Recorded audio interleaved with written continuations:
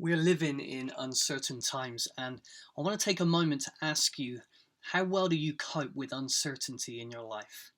I'm sure we all vary slightly. Some of us probably slightly better than others. Some of us will be more tolerant to living with uncertainty and change. Others of us may carry a real sense of anxiety and worry about uncertainty. And some amazing research was done in the 80s by a guy called Philip Tetlock. He's a psychologist and a political scientist who specializes in the art of prediction. And he asked a group of pundits and foreign affairs experts, I'm talking like top of their field, bachelor educated experts, to predict the outcomes of major geopolitical events. And overall, his research showed that these experts struggled to perform better than dart throwing chimps, that they were consistently less accurate than even relatively simple statistical algorithms. It is so hard to predict the future. But what does this say about what we see in the Bible?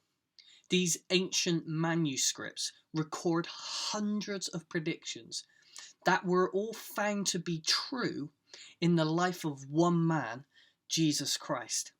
Predictions about his life, his death, and his resurrection, and many more circumstances that were completely outside of his control to manipulate.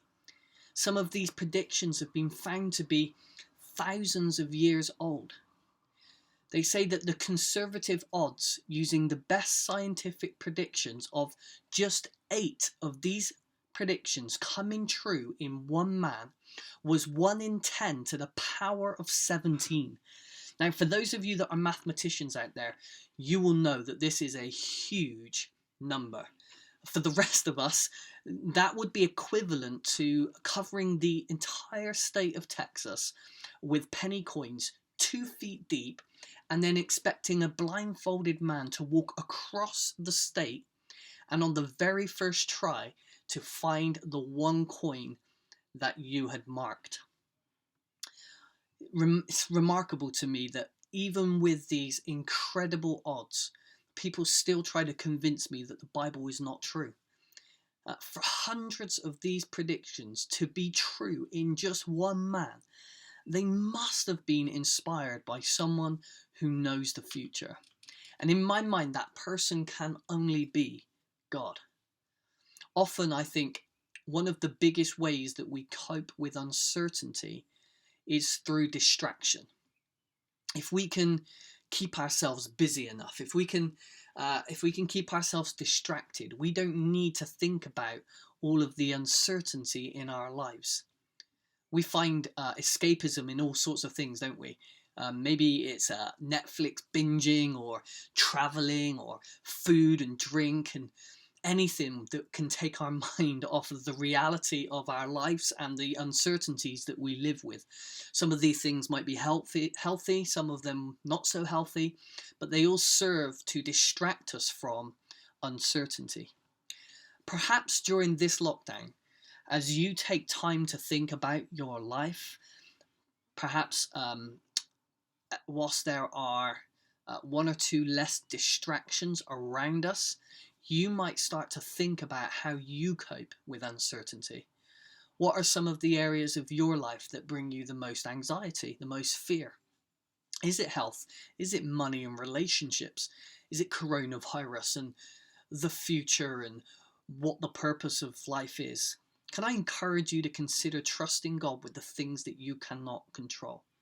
There's some really great advice in the Bible, and it's found in a book called Proverbs, and it says this. It says, trust the Lord with all your heart and lean not on your own understanding. For me, I find that the best way to live with uncertainty, the best way to manage anxiety and fear, is to put my trust in the one who knows my future. My life is in his hands. I don't need to worry about tomorrow. God tells me that in the Bible that I can trust him with every detail of my life, and that he will work everything for my good. In fact, the whole history of the Bible shows us that God works through all things, even some of the worst circumstances possible He works through all of those things for good. Even if we can't see it, maybe we don't even understand it, we can't trust that in the end, God will work for good. My friend has been battling with cancer in this season, and he's been living with uncertainty every day. And I want to tell you and encourage you that his confession in this difficult season has been that God is with me and I trust him. Now, I don't know how you cope with uncertainty, but can I encourage you not to avoid it, not to just be distracted from it, but maybe to think about giving it to God. Because if you do, I believe that you can experience the unrestricted joy and freedom that comes from putting your faith and trust in God. And I think that's going to help you to live bigger after lockdown.